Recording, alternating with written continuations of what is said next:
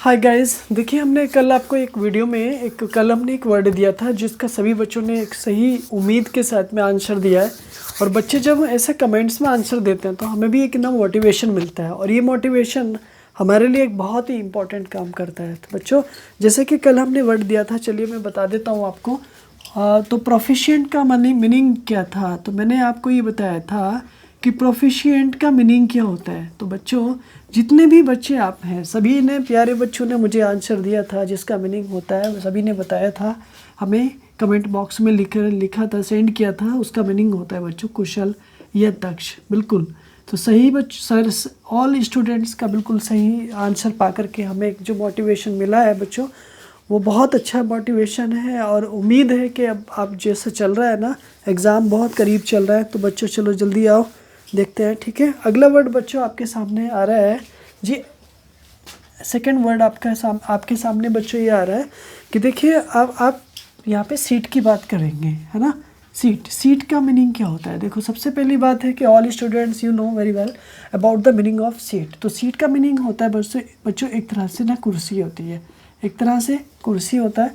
और कुर्सी को आप क्या बोलते हैं बच्चों, एक तरह से चेयर भी बोलते हैं। तो चलिए चेयर पे बाद में बात करेंगे, पहले आप यहाँ पे बात कर लेते हैं। देखो बच्चों, यहाँ से मैंने ना इस वर्ड को SEAT को पहले PM कर लेते हैं, पोस्टमार्टम करते हैं और इसके बारे में जानते हैं अच्छे से। ठीक है, तो यहाँ पे देखो हमने सीट को लिया, तो सीट का मीनिंग क्या है ना, हमने सिर्फ यहाँ से टी को हटा दिया, एलिमिनेट किया हमने टी को।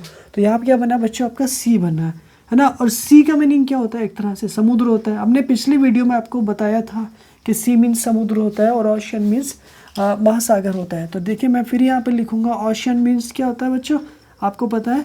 ठीक है, महासागर होता है, महासागर होता है। ठीक है, तो देखो सागर में अगर मैं इसको सागर बोलूँगा तो कोई दिक्कत नहीं है। ओके, कोई दिक्कत नहीं, सागर अगर बोलूँगा तो भी कोई दिक्कत नहीं है। तो देखो, सागर और महासागर, सागर क्या होता है, एक छोटा होता है, और महासागर क्या होता है, बड़ा होता है। तो देयर आर कितने कॉन्टिनेंट्स हैं हमारे, 4 कॉन्टिनेंट्स हैं। देखिए, जितने भी हमारे महाद्वीप हैं, यानी 7 महाद्वीप हैं, तो इनमें से ओशियन कितने हैं हमारे, मतलब 4 और 5 ओशियंस हैं। चलिए बच्चों, तो यहाँ पे देखो सी से आपका क्या बना, समुद्र। ठीक है, बट अब मैं ना यहाँ से ना एस को एलिमिनेट कर देता हूँ। किसको एलिमिनेट किया मैंने, एस को एलिमिनेट किया। तो एस को जब मैंने एलिमिनेट किया ना बच्चों, यहाँ से जब एस को मैंने डिलीट किया तो यहाँ मेरा क्या बचा, ईट बचा ना। ठीक है, ईट। तो बच्चों ये क्या है, आपका ईट आया। तो ईट का मीनिंग क्या होता है बच्चों, एक तरह से खाना हो गया। तो मेरे प्यारे बच्चों, ये क्या हुआ, वर्ब हुआ। ठीक है, ये वर्ब बना। और ये क्या बना मेरे प्यारे बच्चों, नाउन बना। ठीक है, और मेरे प्यारे बच्चों ये क्या बना, ये भी नाउन बना। ठीक है, और ये क्या बना मेरे प्यारे बच्चों, ये भी नाउन बना। ठीक है, जबकि ये क्या बना आपका, एक तरह से एडजेक्टिव बना। क्या बना, एडजेक्टिव, यानी कि कुशल। कुशल का मतलब दक्ष है, वो काम को करने में एक्सपर्ट है, बहुत ज़्यादा एक्सपर्ट है। ठीक है, तो यहाँ पे क्या बना, सीट का मीनिंग बच्चों कुर्सी बना। और सी मीन्स क्या बना, समुद्रीय सागर बना।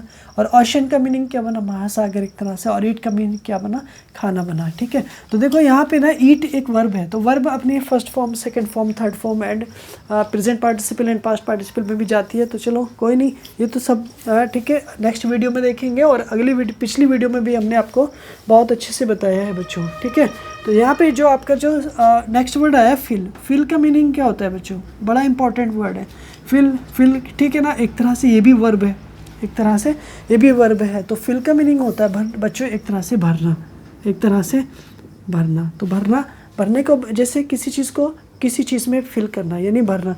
जैसे आप किसी टम्बलर में वाटर को फिल करते हैं, जैसे आप किसी टम्बलर में कोल्ड ड्रिंक को फिल करते हैं, जैसे आप किसी कप में कॉफ़ी को फिल करते हैं ना। तो इस तरह से किसी चीज़ को फिल करना।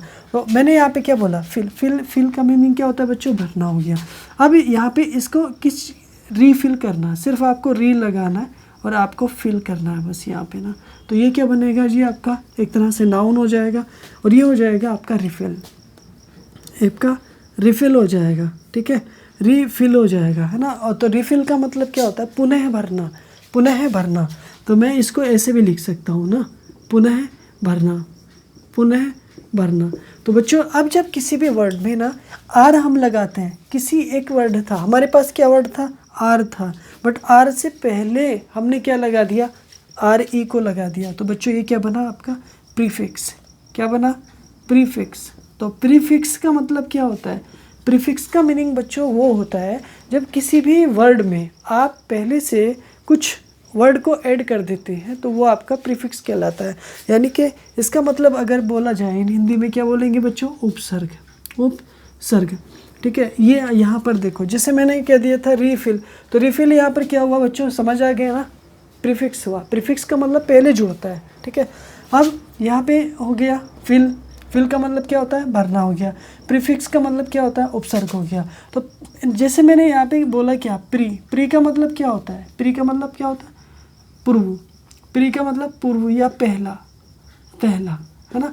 जैसे आप कहते हैं ना यूपीएससी का कभी एग्ज़ाम देने जाएंगे या यूपीपीसीएस एग्ज़ाम देने जाएंगे, ये पब्लिक सर्विस कमीशन जितने भी हैं वो हर स्टेट के अलग अलग होते हैं, तो वो अपने प्री एग्ज़ाम्स कराते हैं। तो प्री एग्ज़ाम्स कराने में क्या लगाएगा, पहले वो एग्ज़ाम कराएंगे, फिर मेंस कराएंगे और फिर उसके बाद इंटरव्यू कराते हैं बच्चों, ठीक है। तो यहाँ पे प्री एग्ज़ाम मतलब पहला एग्ज़ाम है आपका, फर्स्ट एग्ज़ाम है। तो बच्चों रिफिल आपका आया, फिल पे मैं बात कर रहा था आपसे, है ना। बट अगर मैं आगे अगर हम यहाँ पे देखेंगे ना बच्चों, एक और इम्पोर्टेंट वर्ड आपके निकल के आता है, फील करना। फील का मीनिंग क्या होता है बच्चों, महसूस करना, महसूस करना, है ना।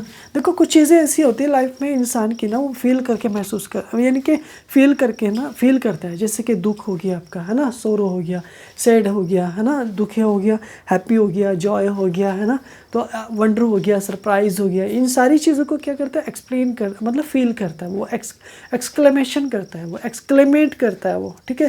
जैसे सरप्राइज हो गया, वंडर हो गया, तो एक्सक्लेमेटरी सेंटेंस में आपने, ठीक है। तो फील करना, फील का मतलब क्या होता है, महसूस करना। मैं महसूस करता हूँ किसी चीज़ को, क्यों, क्योंकि मैं एक क्रिएचर हूँ, मैं एक इंसान हूँ, मैं एक प्राणी हूँ, सो मैं फील करता हूँ हर की बात को ना। तो आप भी फील करते हैं, क्यों, और यही फील करना हमें क्या कहलाता है, महसूस। इन हिंदी लैंग्वेज में महसूस, इंग्लिश लैंग्वेज में फील करना, ठीक है बच्चों। नेक्स्ट वर्ड आपका, ठीक है, वो ठीक है, नेक्स्ट वर्ड आपका अनोनिमस। अनोनिमस का मीनिंग क्या होता है बच्चों, अनोनिमस। बच्चों अनोनिमस का मीनिंग होता है बच्चों एक तरह से गुमनाम, यानी जिसका कोई नाम ना दिया गया हो ना, या फिर या एक ऐसा नाम जिससे आप सब भी सहमत होते हैं, मतलब सर्वसम्मत, एक तरह से ना सर्वसम्मत है। अनोनिमस का मीनिंग बच्चों सर्वसम्मत, यानी सबकी सहमति से कोई सी काम को करना सर्वसम्मत कहलाता है, इज राइट ना। अब नेक्स्ट वर्ड है बच्चों आपका जैसे कि परप्लेक्स। परप्लेक्स, तो बच्चों परप्लेक्स का मतलब क्या होता है, परप्लेक्स का मतलब होता है एक तरह से उलझाना, मतलब उलझाना, उलझाना मतलब कंफ्यूज करना। क्या होता है बच्चों, मैंने बोला यहाँ पे बोला कंफ्यूज करना, कंफ्यूज करना, है ना। कंफ्यूज करना मतलब उलझाना, उलझाना का मतलब भ्रमित करना, भ्रमित करना, है ना। तो भ्रमित करना आ गया बच्चों, ठीक है।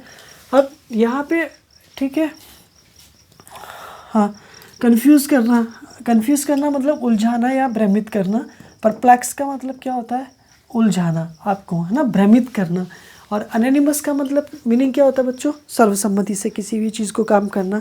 अब यहाँ पर ना एक और इम्पोर्टेंट वर्ड है बच्चों, बिविल्डर। बिविल्डर, तो बिविल्डर का मीनिंग भी क्या होता है बच्चों, उलझन में डालना, मतलब उलझन में डालना। बिविल्डर का मीनिंग होता है बच्चों उलझन में डालना, उलझन में डालना, उलझन में डालना, ठीक है। तो उलझन में डालना ये आपका वर्ड बना, उलझन में, यानी पजल। जैसे आपने क्या बोला, मैंने बोला क्या, पजल, PUZZLE। पजल का मीनिंग भी बच्चों होता है उलझन में डालना, है ना। तो उलझन में डालना, उलझन में डालना, है ना। तो उलझन में डालने की जो प्रक्रिया है ना मेरे भाई, वो होता है पजल। पजल मीन्स एक तरह से उलझन, आपको कंफ्यूज कर देना, उलझन कम कर देना। बच्चों यहाँ पे ना नेक्स्ट वर्ड आपका आ गया मिग्र। मिग्र, बच्चों मिग्र का मीनिंग होता है एक तरह से कम करना, मतलब कम किसी चीज़ की ना लो मात्रा, लो क्वालिटी, लिटिल कर देना किसी चीज़ को, ठीक है, मिग्र कहलाता है ना। तो अब यहाँ से देखो लिटिल, तो लिटिल का मीनिंग क्या होता है भाई, लिटिल का मीनिंग भी होता है मतलब कम होता है ना, बट एडजेक्टिव के रूप में काम करेगा लिटिल, है ना, कम। तो मैंने लो, LOW, लो का मीनिंग भी कम, not high, it is right ना बच्चों, ठीक है। आप किसी भी एग्ज़ाम की तैयारी करते हो, जब तक है ना ये वर्ड है ना वेरी इंपॉर्टेंट और इम्पोर्टेंट सेशन होता है, और इन वर्ड को सभी को जो आपकी समझ है, जो आपकी समझ नहीं है, सबको ध्यान से पढ़ो, ठीक है। सारे इंपॉर्टेंट वर्ड्स हैं बच्चों। प्रोफिशिएंट का मीनिंग होता है कुशल, और सीट का मीनिंग होता है बच्चों कुर्सी। सीट में एस मैंने कैंसिल करा तो बना मेरा, ठीक है, ईट बना, और ईट में से टी कैंसिल करा तो मेरा सी बना। सी मीन्स होता है समुद्रीय सागर, और ओशन का मतलब भी सागर, महासागर होता है बच्चों, ठीक है। सागर भी तो बहुत सारे होते हैं, बट महासागर आपके ओनली 5 हैं, ठीक है, और कॉन्टिनेंट्स आपके 7 हैं, यानी 7 महाद्वीप हैं, और आपके महासागर 5 हैं। ईट का मीनिंग होता है बच्चों खाना। फिल मीन्स होता है बच्चों भरना, ये एक तरह से वर्ब है, और इसको आपको रिफिल लगा करके ना पुनः भरना। प्रीफिक्स का मतलब बच्चों उपसर्ग हो गया आपका, यानी वो वर्ड जो वो लेटर या कुछ वर्ड जो किसी वर्ड के शुरू में लगते हैं ना। प्री का मतलब क्या हुआ, पूर्व, पहला, ठीक है। अब नेक्स्ट है आपका फील करना, यानी महसूस करना। अनोनिमस मीन्स होता है सर्वसम्मत, सबकी सहमति से काम करना। परप्लेक्स का मतलब होता है उलझाना एक तरह से, और कंफ्यूज का मीनिंग होता है बच्चों उलझाना, भ्रमित करना। बेविल्डर का मतलब होता है बच्चों उलझन में डालना। पजल का मीन्स होता है बच्चों उलझन, और मिग्र का मीनिंग होता है बच्चों बहुत कम, और लिटिल का मीनिंग होता है बच्चों कम, और लो का मीनिंग होता है बच्चों बहुत ज़्यादा कम। बच्चों आपके लिए मेरे पास एक वर्ड है, और इसका आंसर आपको देना है, हमें कमेंट बॉक्स में लिखना है, ठीक है। तो यहाँ पे देखो मैं लिख देता हूँ इसको, स्पेस ना होने की वजह से। इस वर्ड का मीनिंग आपको ना हमें सेंड करना है, ठीक है। जैसे कि मान लीजिएगा प्लेंटीफुल, ठीक है।